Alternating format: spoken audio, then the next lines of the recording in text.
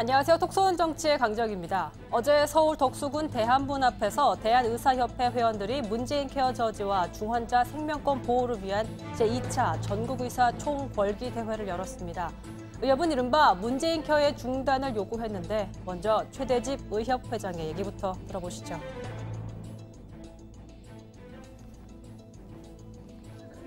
지난 정부에서 4년 동안 필수적인 의학적 비급여 65개가 급여가 됐습니다. 이게 보통 정상적인 겁니다. 그런데 앞으로 남은 4년 동안 3,600개를 급여를 하겠다고 합니다. 이게 정말 제정신 가진 사람들이 할 수 있는 소리입니까? 아니요! 자, 그렇다면 문재인 케어란 뭘까요?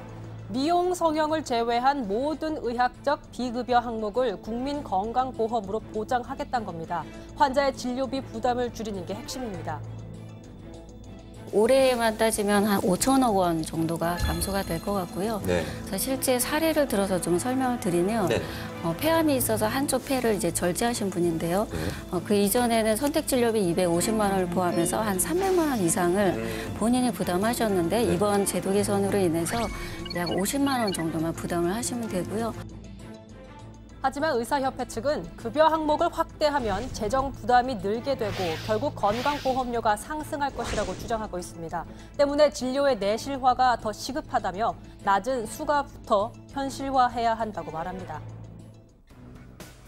그리고 진료비 정상화, 재정 투입 증가를 통해서 제 임기 안에 반드시 여러분들이 깜짝 놀랄 만큼 제가 무슨 수를 쓰더라도 진료비 정상화 이루어낼 것입니다.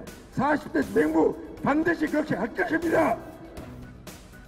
한편 최대집 회장은 여당의 대화를 제의했지만 여당이 일절 응하지 않았다고 비판하기도 했습니다. 우리 의료계는 자연과 의학을 공부한 사람들이기 때문에 누구보다도 합리성을 중시합니다.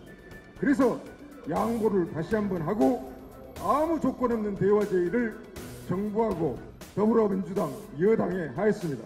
더불어민주당은 우리의 대화 제보를 일거에 거부했습니다. 아무런 답변이 없었습니다. 이런 가운데 의협 지도부는 지난 14일 자유한국당 지도부와 만나 문재인 케어 저지를 위해 함께 노력하겠다며 공동 서약식을 가졌는데요. 의협은 각 당에 모두 연락을 했다며 정책적으로 연대할 의지가 있는 모든 정당과 함께할 용의가 있다고 밝혔습니다. 보건복지부도 어제 보도자료를 냈습니다.